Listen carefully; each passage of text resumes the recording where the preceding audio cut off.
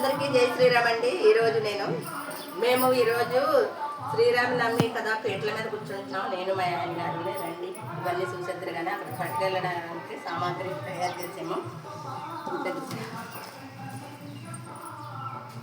అత్యంతలు చేశాను, అలాగే బింది పానకం, చలివిడి వడపప్పు, తర్వాత చేతమ్మవారికి సత్మానాలు, ఇవన్నీ పూజగడ సామాను, అలాగే కొబ్బరికాయలు, అరటిపళ్ళు, పంతులు గారికి ఇవ్వడానికి బియ్యం,